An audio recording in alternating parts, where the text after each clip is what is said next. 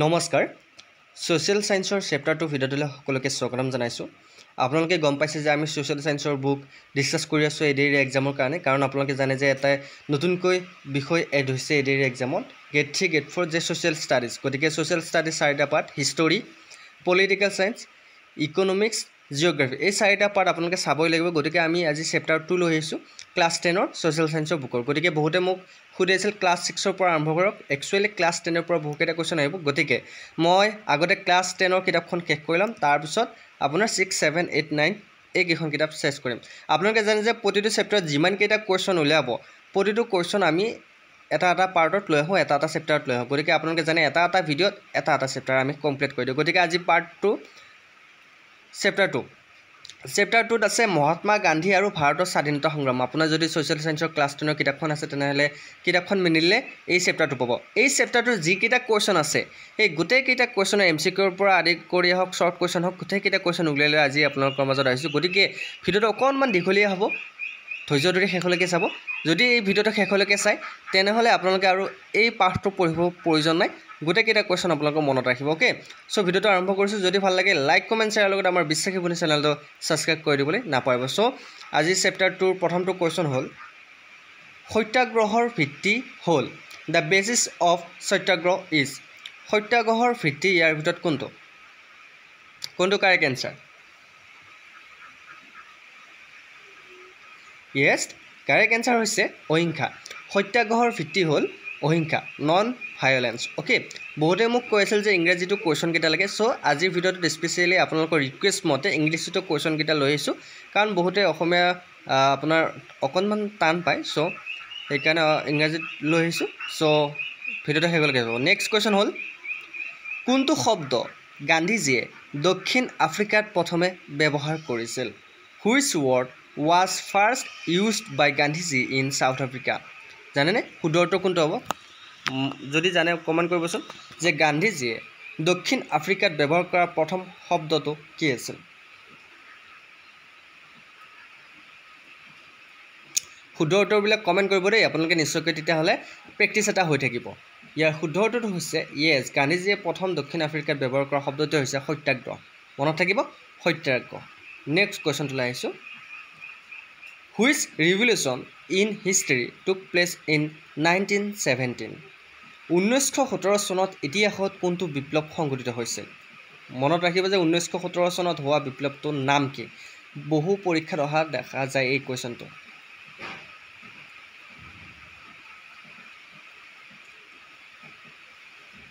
শুদ্ধ উত্তৰটো হৈছে ৰুছ বিপ্লৱ, দ্য ৰাছিয়ান ৰিভলিউশ্যন 1917। অ'কে, 1917 চনত কি বিপ্লৱ হৈছিল? ৰুছ বিপ্লৱ, সেইটো মনত ৰাখিব। নেক্সট কুৱেশ্যনটোলৈ আহিছোঁ। সীমান্ত গান্ধী হিচাপে কাক জনা যায়? হু নউন এজ সীমান্ত গান্ধী? কাক সীমান্ত গান্ধী বুলি জনা যায়?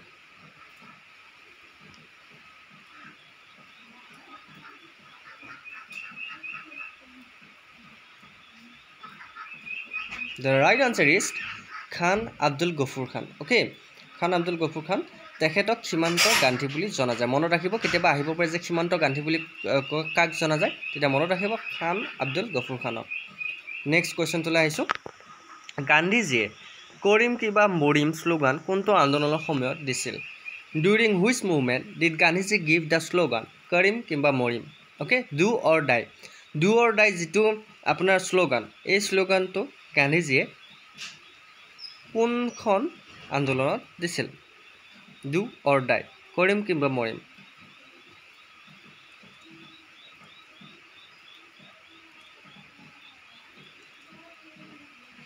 য়েছ, the right answer is Bharat ত্যাগ আন্দোলন, কুইট ইণ্ডিয়া মুভমেণ্টত ডু অৰ ডাই এই শ্লোগানটো দিছিল।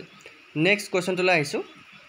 সবৰমতী আশ্ৰম ক'ত অৱস্থিত? সবৰমতী আশ্ৰম ক'ত আছে? আমি সকলোৱে জানো সবৰমতী আশ্ৰম ক'ত আছে। য়েছ, শুদ্ধটো হৈছে গুজৰাটত। অ'কে, গুজৰাটত সবৰমতী আশ্ৰম আছে। নেক্সট কুৱেশ্যনটোলৈ আহিছোঁ। মহাত্মা গান্ধীয়ে বেৰিষ্টাৰ উপাধি লৈ ভাৰতলৈ কিমান চনত উভতি আহিছিল? Mahatma Gandhi return to India with the title of barrister. Mahatma Gandhi আপোনালোকে জানে বেৰিষ্টাৰ তেখেতৰ উপাধি পাইছিল, আৰু তেখেত ল পাছ কৰি কেতিয়া ভাৰতলৈ উভতি আহিছিল? কোন চনত? শুদ্ধটো হৈছে 1891 চনত 1891 তেখেত ভাৰতলৈ ঘূৰি আহিছিল নেক্সট কুৱেশ্যনটো আহিছোঁ Jallianwala is located at Jallianwala ক'ত অৱস্থিত জালিয়ানৱালা হত্যাকাণ্ড আপোনালোকে জানে জালিয়ানৱালা ক'ত আছে বাৰু ইয়াৰ শুদ্ধটো হৈছে ইয়েছ পাঞ্জাবত জালিয়ানৱালা আছে মনত ৰাখিব পৰীক্ষাত আহি থকা কুৱেশ্যন নেক্সট কুৱেশ্যনটো আহিছোঁ দ্বিতীয় বিশ্বযুদ্ধৰ সময়ত ইংলেণ্ডৰ প্ৰধানমন্ত্ৰী কোন আছিল he was the prime minister of England during world war II okay দ্বিতীয় বিশ্বযুদ্ধৰ সময়ত ইংলেণ্ডৰ প্ৰধানমন্ত্ৰী কোন আছিল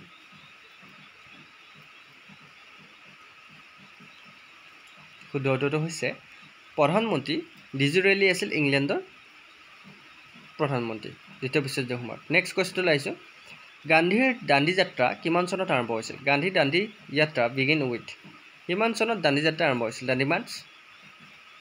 দাণ্ডী মাৰ্চ কেতিয়া আৰম্ভ হৈছিল ইয়েছ 1930 চনৰ 12 মাৰ্চত অন মাৰ্চ 12ত আপোনাৰ 1930ত দাণ্ডী মাৰ্চ আৰম্ভ হৈছিল নেক্সট কুৱেশ্যনটো আহিছোঁ গান্ধীজীয়ে কল্পনা কৰা গ্ৰাম্য স্বৰাজৰ মধ্যমান কি আছিল it was the middle of the rural Swaraj envision by Gandhiji কি সপোন দেখিছিল গান্ধীজীয়ে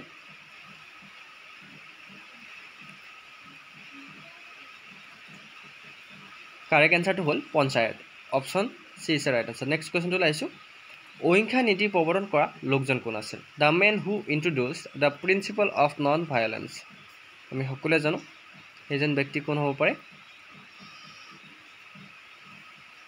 শুদ্ধটো হৈছে মহাত্মা গান্ধী নেক্সট কুৱেশ্যনটো আহিছোঁ দক্ষিণ আফ্ৰিকাৰ স্বৈৰতান্ত্ৰিক শাসক গোষ্ঠীৰ বিৰুদ্ধে পুনতে মহাত্মা গান্ধীয়ে অহিংসা নীতি প্ৰয়োগ কৰা সময়ছোৱা কি আছিল the period when Mahatma Gandhi first applied the policy of non-violence against the dictatorial rules of South Africa was শুদ্ধটো হৈছে 1893 to 1940 1893 চনৰ পৰা 1914 চনলৈকে অ'কে নেক্সট কুৱেশ্যনটো আহিছোঁ দ্বিতীয় ঘূৰণীয়া মেজমেল কিমান চনত অনুষ্ঠিত হৈছিল the second round table was held দ্বিতীয় ঘূৰণীয়া মেজমেল কেতিয়া অনুষ্ঠিত হৈছিল জানেনে কেতিয়া অনুষ্ঠিত হৈছিল বাৰু দ্বিতীয় ঘূৰণীয়া মেজমেল শুদ্ধটো হৈছে 1931 চনত দ্বিতীয় ঘূৰণীয়া মেজমেল অনুষ্ঠিত কৰা হৈছিল নেক্সট কুৱেশ্যনটোলৈ আহিছোঁ মুছলিম লীগে মুক্তি দিৱস হিচাপে কিমান চনত পৰা পালন কৰিছিল the Muslim league celebrate liberation day কিমান চনৰ কিমান তাৰিখৰ পৰা আৰম্ভ কৰা হৈছিল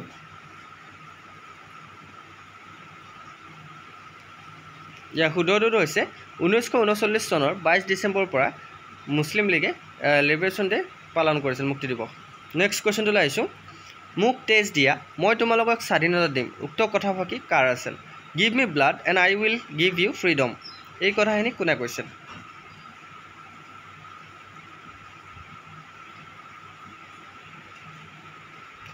ইয়েছ এই কথাখিনি সুভাষ চন্দ্ৰ বসুৱে কৈছিল মনত থাকিব নেক্সট কুৱেশ্যনটোলৈ আহিছোঁ দিল্লী চলো আন্দোলনত প্ৰথমে গ্ৰেপ্তাৰ বৰণ কৰা সত্যাগ্ৰহীজন কোন আছিল who was the first satyagrahi to be arrest in the Delhi Chalo movement Delhi চলো যিটো আন্দোলন হৈছিল সেই আন্দোলনত প্ৰথম কাক গ্ৰেপ্তাৰ কৰা হৈছিল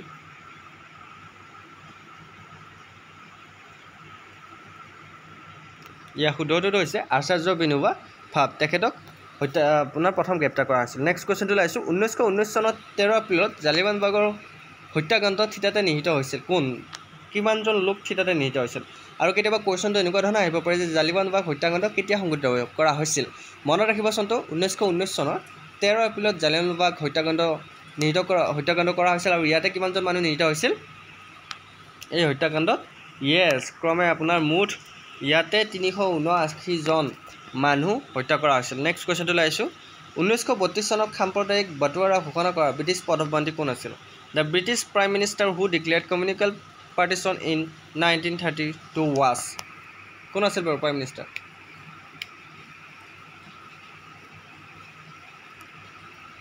ইয়াৰ শুদ্ধটো হৈছে ৰামজে মেকডোনাল্ড অ'কে নেক্সট কুৱেশ্যনটোলৈ আহিছোঁ ব্ৰিটিছ সংসদে কেতিয়া ভাৰত স্বাধীন আইন অনুমোদন জনাইছিল When did the British Parliament pass the Independence of Indian Act?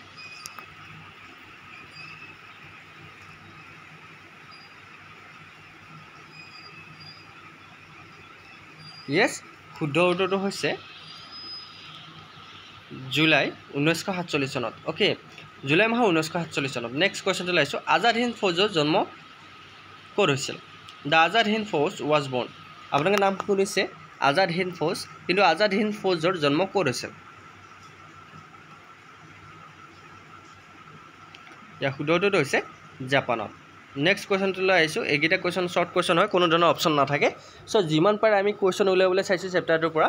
ইয়াতে ফাৰ্ষ্ট কুৱেশ্যনটো হৈছে, ভাৰতৰ স্বাধীনতা সংগ্ৰামত কোনগৰাকী ব্যক্তিৰ উত্থান 1 মাইলৰ খুঁটি হিচাপে চিহ্নিত হৈছে? ইয়াৰ শুদ্ধ উত্তৰটো হৈছে মহাত্মা গান্ধীৰ। নেক্সট কুৱেশ্যনটোলৈ আহিছোঁ, চম্পাৰণ সত্যাগ্ৰহ কোন চনত হৈছিল? এই কুৱেশ্যনটো প্ৰায় আহি থকা কুৱেশ্যন হয়। চম্পাৰণ সত্যাগ্ৰহ 1917 চনত হৈছিল। নেক্সট কুৱেশ্যনটোলৈ আহিছোঁ, কোন চনত ৰাওলাট আইন গৃহীত হৈছিল? আপোনালোকে জানে 1919 চনত ৰাওলাট আইন গৃহীত হৈছিল। নেক্সট কুৱেশ্যনটোলৈ আহিছোঁ, কোন চনত জালিয়ানৱালাবাগৰ হত্যাকাণ্ড সংঘটিত হৈছিল? ইয়াৰ শুদ্ধ উত্তৰটো হৈছে 1919 চনত। নেক্সট কুৱেশ্যন, ভাৰতীয় জাতীয় সেনা বাহিনীৰ মূল শ্লোগান কি আছিল? আপোনালোকে জানে যে ভাৰতীয় জাতীয় সেনা বাহিনীৰ মূল শ্লোগান আছিল জয় হিন্দ। নেক্সট কুৱেশ্যনটোলৈ আহিছোঁ, সুভাষ চন্দ্ৰ বসুৱে মহিলাসকলক লৈ গঠন কৰা বাবে সেনা বাহিনীটোৰ নাম কি ৰাখিছিল? সুভাষ চন্দ্ৰ বসুৱে মহিলাসকললৈ এটা দল গঠন কৰিছিল। মনত ৰাখিব, সেই সেনা বাহিনীৰ দলটোৰ নাম হ'ল ঝান্সী ৰাণী ৰেজিমেণ্ট। অ'কে, ঝান্সী ৰাণী ৰেজিমেণ্ট। কেতিয়াবা কুৱেশ্যনটো আহিব পাৰে যে ঝান্সী ৰাণী ৰেজিমেণ্ট কোনে এই দলটো নিৰ্মাণ কৰিছিল? তেতিয়া মনত ৰাখিব সুভাষ চন্দ্ৰ বসু। নেক্সট কুৱেশ্যনটোলৈ আহিছোঁ, কোন চনত ভাৰতবৰ্ষত খিলাফত আন্দোলন আৰম্ভ হৈছিল? 1919 চনত।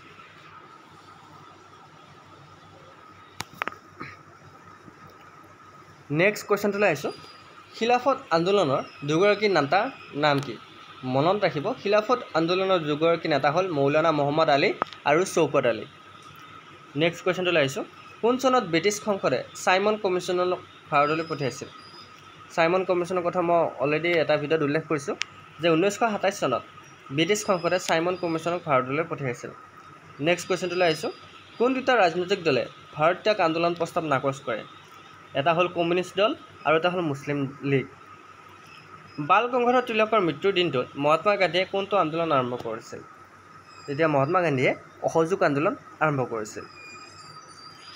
কোনে ইণ্ডিয়ান ইণ্ডিপেণ্ডেন্স লীগ গঢ়ি তুলিছিল? তেতিয়া ইণ্ডিয়ান ইণ্ডিপেণ্ডেন্স লীগ গঢ়ি তুলিছিল ৰাসবিহাৰী বসুৱে। স্বতন্ত্ৰ লীগৰ জন্ম ক'ত আৰু কেতিয়া হৈছিল? 1941 চনৰ মাৰ্চ মাহত টকিঅ'ত স্বতন্ত্ৰ লীগৰ জন্ম হৈছিল। স্বাধীন ভাৰতৰ প্ৰথমজন গভৰ্ণৰ জেনেৰেল কোন আছিল? আপোনালোকে জানে যে স্বাধীন ভাৰতৰ প্ৰথমজন গভৰ্ণৰ জেনেৰেল আছিল লৰ্ড মাউণ্টবেটেন। নেক্সট কুৱেশ্যনটো লৈছোঁ, পাকিস্তানৰ প্ৰথম গভৰ্ণৰ জেনেৰেল কোন আছিল? পাকিস্তানৰ প্ৰথম গভৰ্ণৰ জেনেৰেল আছিল মহম্মদ আলী জিন্না। পাকিস্তানৰ স্বাধীনতা দিৱস কেতিয়া পালন কৰা হয়? আমি সকলোৱে জানো পাকিস্তানৰ স্বাধীনতা দিৱস 1947 চনৰ 14 আগষ্ট তাৰিখে পালন কৰা হয় আৰু ভাৰতৰ 1947 চনৰ 15 আগষ্ট তাৰিখে পালন কৰা হয়। গান্ধী আৰউইন চুক্তি মুখ্য উদ্দেশ্য কি আছিল? কংগ্ৰেছক ঘূৰণীয়া মেজমেলৰ অংশীদাৰ কৰাই আছিল গান্ধী আৰউইন চুক্তিৰ মুখ্য উদ্দেশ্য। গতিকে কেতিয়াবা চুক্তিটোৰ মুখ্য উদ্দেশ্য আহিব পাৰে। মনত ৰাখিব, কংগ্ৰেছক ঘূৰণীয়া মেজমেলৰ অংশীদাৰ কৰাই আছিল ইয়াৰ প্ৰধান উদ্দেশ্য। পঞ্জাৱৰ জালিয়ানৱালাবাগত গুলীচালনাৰ হুকুম দিয়া ব্ৰিটিছ বিষয়াজনৰ নাম কি আৰু এই গুলীচালনাত কিমানজন লোকৰ চিতাতে মৃত্যু হৈছিল? ব্ৰিটিছ বিষয়াজনৰ নাম হ'ল জেনেৰেল ৰেজিনেল্ড ডায়াৰ। এই গুলীচালনাত চিতাতে 379জন লোকৰ মৃত্যু হৈছিল। জালিয়ানৱালাবাগৰ হত্যাকাণ্ডটো কেতিয়া সংঘটিত হৈছিল আৰু এই হত্যাকাণ্ডটো কিমানজন লোক চিৰদিনলৈ পংগু হৈছিল? এই হত্যাকাণ্ড 1919 চনৰ 13 এপ্ৰিল তাৰিখে সংঘটিত হৈছিল আৰু তাত প্ৰায় 1500 জন লোক চিৰদিনলৈ পংগু হৈ পৰিছিল। অমৃতসৰৰ জালিয়ানৱালাবাগত কিমানজন লোক সমবেত হৈছিল? তেতিয়া প্ৰায় 20,000 জন লোক তাতে সমবেত হৈছিল। মিত্ৰশক্তিৰ অন্যতম সদস্য ৰাষ্ট্ৰৰ নাম কি? মিত্ৰশক্তিৰ অন্যতম সদস্য ৰাষ্ট্ৰ হ'ল ইংলেণ্ড। কোন তাৰিখে বাল গংগাধৰ তিলকৰ মৃত্যু হৈছিল? এইটো বহুত ইম্পৰ্টেণ্ট কুৱেশ্যন। 1920 চনৰ 1 আগষ্টত বাল গংগাধৰ তিলকৰ মৃত্যু হৈছিল। কিমান তাৰিখে উত্তৰ প্ৰদেশৰ চৌৰাচৰিৰ কৃষকসকলে এটা পুলিচ চকী জ্বলাই পুৰি পেলাইছিল? 1922 চনৰ 5 ফেব্ৰুৱাৰীত। মনত ৰাখিব, চৌৰাচৰিৰ কৃষকসকলে এটা পুলিচ চকী জ্বলাই পেলাইছিল 1922 চনৰ 5 ফেব্ৰুৱাৰীত। কিমান চনত গান্ধীয়ে বৰদলৈৰ পৰা অসহযোগ আন্দোলনে চৌৰাচৰিৰ হিংসাৰ পথ লোৱাটো আন্দোলন স্থগিত কৰিছিল? 1922 চনৰ 22 ফেব্ৰুৱাৰীত। চনকেইটা মনত ৰাখিব। এইকেইটা বহুত ফাষ্ট কৈ যাই আছোঁ যাতে আপোনালোকে মনত ৰাখে। নেক্সট কুৱেশ্যনটো হ'ল 1929 চনৰ ডিচেম্বৰ মাহত অনুষ্ঠিত কংগ্ৰেছৰ লাহোৰ অধিৱেশনত কোনে সভাপতিত্ব কৰিছিল 1929 চনত লাহোৰত এখন অধিৱেশন হৈছিল কংগ্ৰেছৰ আৰু ইয়াতে সভাপতিত্ব কৰিছিল জৱাহৰলাল নেহৰুৱে আইন অমান্য আন্দোলন আনুষ্ঠানিকভাৱে কেতিয়াৰ পৰা আৰম্ভ হৈছিল 1930 চনৰ মাৰ্চ মাহৰ পৰা আইন অমান্য আন্দোলন আৰম্ভ হৈছিল কিমান চনত দেশৰ বাবে পূৰ্ণ স্বাধীনতাৰ বাবে প্ৰস্তাৱ লোৱা কংগ্ৰেছৰ অধিৱেশন হৈছিল মনত ৰাখিব 1929 চনৰ ডিচেম্বৰ মাহত লাহোৰত নেক্সট কুৱেশ্যনটো কোনে কিমান চনত সবৰমতী আশ্ৰম পাতিছিল মহাত্মা গান্ধীয়ে 1915 চনত গুজৰাটত সবৰমতী আশ্ৰম পাতিছিল নেক্সট কুৱেশ্যনটো দেশত আইন অমান্য আন্দোলন আৰম্ভ কৰাৰ অপৰাধত ব্ৰিটিছ ভাৰত চৰকাৰে জৱাহৰলাল নেহৰু আৰু মহাত্মা গান্ধীক কেতিয়া গ্ৰেপ্তাৰ কৰিছিল কংগ্ৰেছে সভাপতি জৱাহৰলাল নেহৰুক 1930 চনত 14 এপ্ৰিল আৰু মহাত্মা গান্ধী 1930 চনৰ 5 মে তাৰিখে আন্দোলন আৰম্ভ কৰাৰ অপৰাধত চৰকাৰে গ্ৰেপ্তাৰ কৰিছিল কিমান তাৰিখৰ পৰা কিমান তাৰিখলৈ প্ৰথম ঘূৰণীয়া মেজমেল বহিছিল এই মেজমেলত কোনে সভাপতিত্ব কৰিছিল 1930 চনৰ 12 নৱেম্বৰৰ পৰা 1931 চনৰ 19 নৱেম্বৰলৈ লণ্ডনত প্ৰথম ঘূৰণীয়া মেজমেল বহিছিল সো আজিৰ আপোনাৰ চেপ্টাৰটোৰ ফাৰ্ষ্ট পাৰ্টটো এইখিনি আছিল আৰু কেইটামান কুৱেশ্যন আছে 30টা কুৱেশ্যন আপোনাৰ নেক্সট ভিডিঅ'ত মই লৈ আহিম গতিকে সেইটো ভিডিঅ' আপোনাৰ গধূলিলৈ আহিব আৰু এই মেজমেলত ব্ৰিটিছ প্ৰধানমন্ত্ৰী ৰামজে মেকডোনাল্ড সভাপতিত্ব কৰিছিল গতিকে আজি 30 নম্বৰ কুৱেশ্যনটোক লৈ আমাৰ ভিডিঅ'টো ইমানতে সমাপ্ত কৰিছোঁ যদি ভিডিঅ'টো ভাল লাগিছে কুৱেশ্যনকেইটা ভাল লাগিছে তেনেহ'লে লাইক কমেণ্ট শ্বেয়াৰৰ লগতে আমাৰ বিশ্বাসী চেনেলটো ছাবস্ক্ৰাইব কৰি দিবলৈ নাপাহৰিব নেক্সট ভিডিঅ'ত আকৌ লগ পোৱাৰ প্ৰতিশ্ৰুতিৰে জয় হিন্দ জয় অসম